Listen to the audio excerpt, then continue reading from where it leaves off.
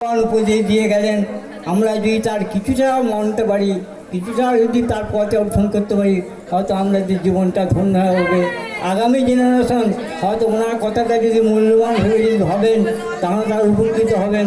আমি ওনার এই মূল্যবান উপদেশ, এই মূল্যবান বক্তব্য রাখার জন্যে আমি আমার এই সভা সভাপতি হিসেবে তাকে আমার তরফ থেকে আন্তরিক ধন্যবাদ, অভিনন্দন সব জানাচ্ছি। এর পরবর্তী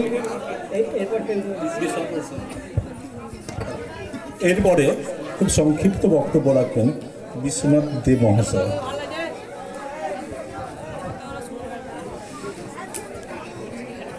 মাননীয় সভাপতি, বিশেষ অতিথি এবং প্রধান অতিথি, আজ রসুলপুর তরুণ সংঘের প্রয়োজনীয়তে মানে বিশেষভাবে যে খেলাটি অনুষ্ঠিত হলো, এই খেলায় সত্যি খেলার প্রাণ যথেষ্ট পাওয়া গেল না। খেলা যেটা হওয়া উচিত ছিল সে খেলা হয়নি। যাই হোক, আরও খেলার মান উন্নত করতে হবে। কারণ আমরা দেখতে পাচ্ছি যে এই রসুলপুর গ্রামে একদিন খেলাধুলোর যথেষ্ট চর্চা ছিল, যথেষ্ট।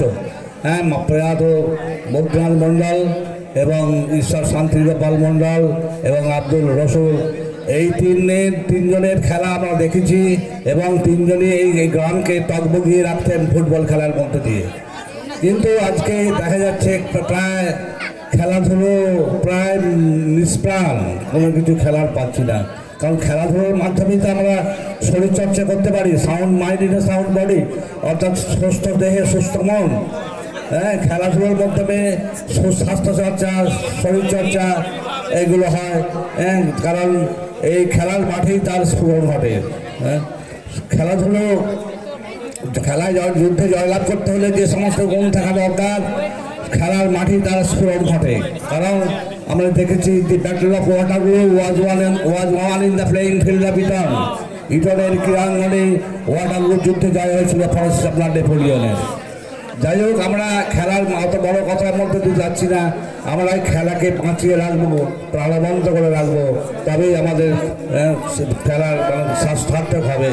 এই সকলকে এই চেষ্টা করতে হবে যে এই রসুলপুরের তিনজন নাম বললাম, এই তিনজনেই এই গ্রামের বলা যায় যে সমস্ত কিছু সাংস্কৃতিক অনুষ্ঠান, খেলাধুলা সব কিছুর পিছনে থাকছিলেন। আজকে তার উত্তরসূরি অর্থাৎ তারা যেন এই খেলার মর্যাদা রক্ষা করতে পারে, এটা তাদের কাছে অনুরোধ করব। আর বলতে চাই যে খেলার মাধ্যমে শিক্ষা, অর্থাৎ খেলা প্লে উইন এডুকেশন হচ্ছে মধ্যশিক্ষা পর্ষদের যে একটা কর্মসূচি, প্লে উইন এডুকেশন অর্থাৎ খেলার মাধ্যমে শিক্ষা, এটাও চালু হয়ে গেছে। আর আমি দেখতে পাচ্ছি যে খেলার মাঠ গ্রামে গ্রামে খেলার মাঠ, খেলা বন্ধ হয়ে গেছে, খেলা কোথাও হচ্ছে না।